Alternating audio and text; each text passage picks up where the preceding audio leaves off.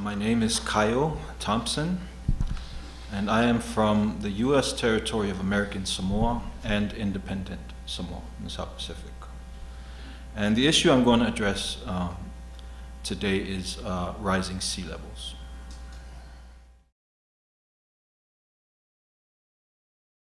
It is the world's poorest and most vulnerable people, like the people of the Moana, Polynesia, those who benefit least from fossil fuel-powered growth, who are the most affected by the impacts of climate change.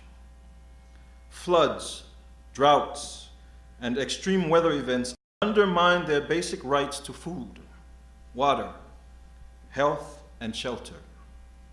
The Polynesian Leaders Group, which represents Samoa, Tonga, Tahiti, and French Polynesia, Niue, the Cook Islands, Tokelau, and Tuvalu, issued an urgent plea for action as scientists, politicians, climate activists, and religious leaders all over the world gathered in Paris.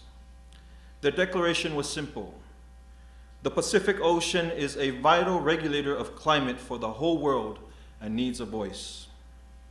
We, the Polynesian Leaders Group, are the voice for the Pacific Ocean and wish to carry our strategic vision to deal with the adverse effects of climate change by limiting global warming below 1.5 degrees Celsius and having access to tools and means to adapt to the adverse impacts caused by climate change. Our islands and peoples are at the front line of devastation from climate change.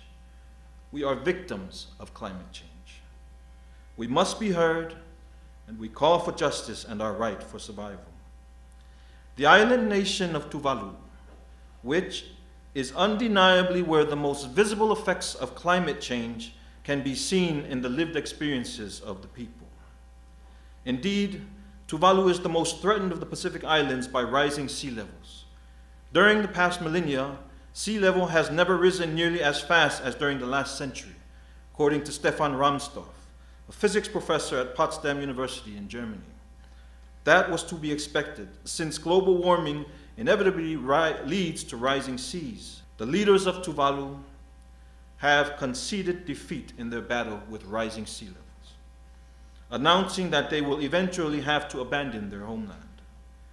Sea level is rising because of the melting of glaciers and the thermal expansion of the ocean as a result of climate change. This is an undeniable truth. According to scientific studies, and perhaps most important of all, through the lived experiences of people directly affected, like the people of Tuvalu. To those who totally reject scientific research, the political and religious right, I would say you can deny the science, as many have proudly done so. However, when a whole people and culture are threatened with extinction, and when one hears the testimony of people whose villages are no longer inhabitable because the ocean makes its way into their living rooms every day at sunset, usually during evening prayers, there is absolutely no denying of rising sea levels, which, therefore, is due to rising atmospheric levels of CO2, the burning of fossil fuels. But of even more concern are the results from a raft of new studies highlighting that even if the global warming goals of the Paris Agreement are achieved, such as capping temperature rises to 2 degrees Celsius, 20% of the world's population will eventually have to migrate away from coasts swamped by rising oceans.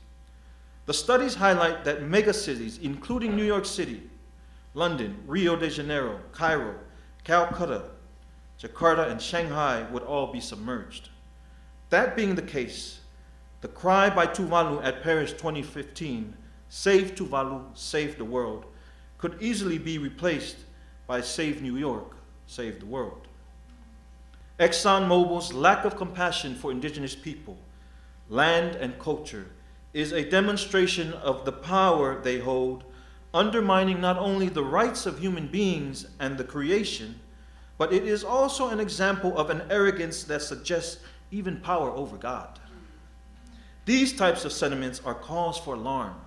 Our plea is that ExxonMobil be brought to justice, and that the people of the ocean can once again see hope in the future of their children and for all future generations to come. Thank you.